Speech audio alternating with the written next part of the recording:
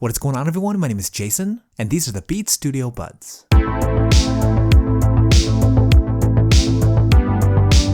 What is going on, everyone? Jason here, and today we're taking a look at how my experience has been with the newest addition to the truly wireless earbud space. And of course, here I'm talking about the Beats Studio Buds. Now, I was legit excited to get these into my ears to test out, mainly because I haven't tested out a pair of Beats headphones since it was acquired by Apple, and considering that I deem the AirPods Pro one of the best devices Apple has ever made, I was psyched to see how these would perform.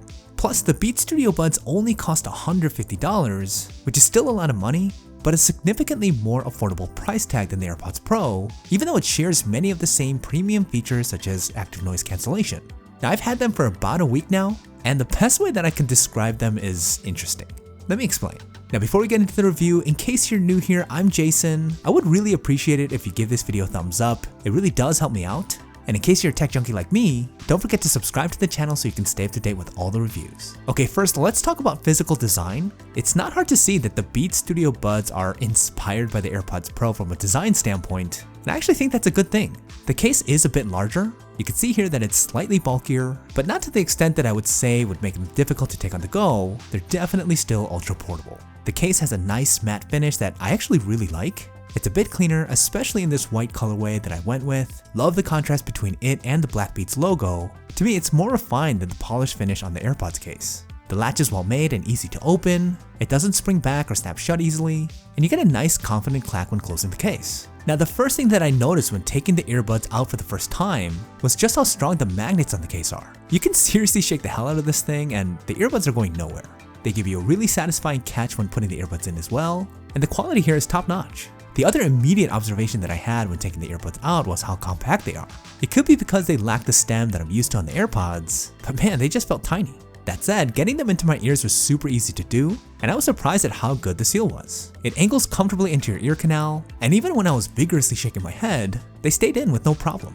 You do get a variety of different silicone tips included in the box to find the best fit, but overall, the earbuds have been comfortable and easy to use. And in terms of overall design, the Beats Studio Buds are pretty great. Sure, they have a striking resemblance to the AirPods, but I don't think that's a bad thing at all. They're portable and easy to carry around, they fit in my ears really well, and there's nothing here that I would say feels or looks cheap.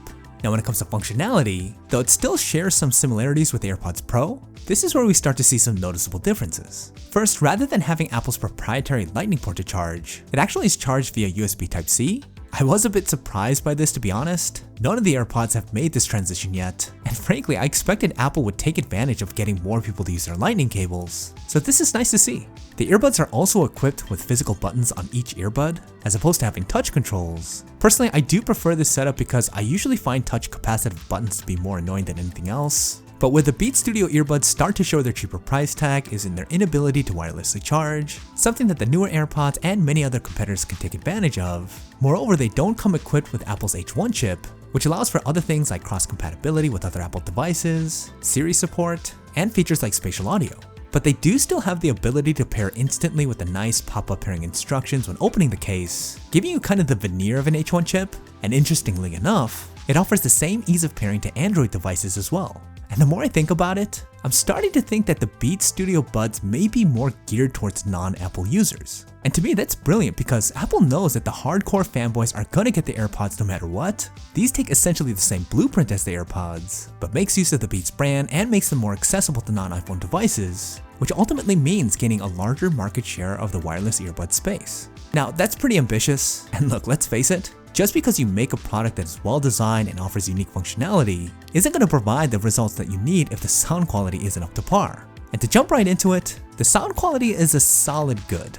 And to unpack that a little bit, one of the things that I noticed about the sound profile is that it's got a little bit more pronounced bass when compared to the competition. Not the most surprising thing considering that the enhanced low end is baked into the Beats DNA, but it's not completely overdone or muddy like the Beats used to have back in the day, and it's actually quite pleasant. But where the Beats Studio Buds lack are in the mids. There's not as strong of a sound separation as I would have liked, and you have difficulty hearing some of the more nuanced sounds because the EQ is prioritizing the bass. But again, I don't want to give off the impression that this is the Beats of the past where the low end was so strong that it completely distorted the sound, because the Beats Studio Buds sound good. It's really great for listening to hip hop and EDM, and it's still decent for things like podcasts that sound better with a more balanced sound profile.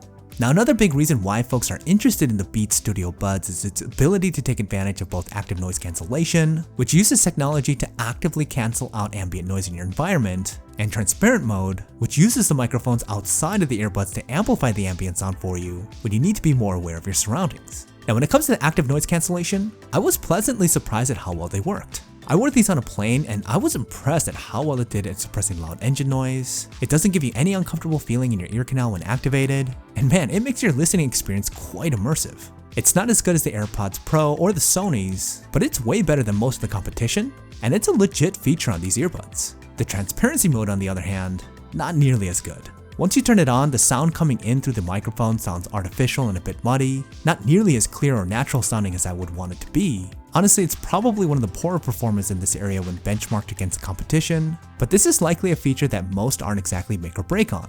And that leads me to my last point on the Beats Studio Buds. To me, these were never meant to try and take the top spot in the truly wireless earbuds game.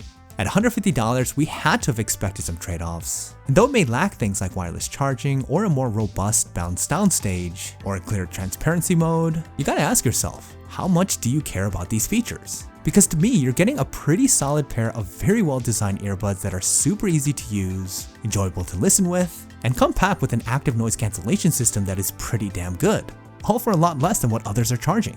So they may not be perfect, but kind of what I was saying before, I really think that the Beats Studio Buds are targeted at a group of consumers that are more budget conscious, that want a great pair of earbuds that are going to give them the experience of AirPods that everyone raves about, at a more affordable price, and with a brand that isn't Apple, even though it is. So if you're an Android user who's been secretly wanting to check out what the AirPods are all about, but can't risk being seen as a traitor to the Fandroid nation, the Beats Studio Buds are a great option for you. They're extremely well made and provide a great user experience at a price that's more reasonable.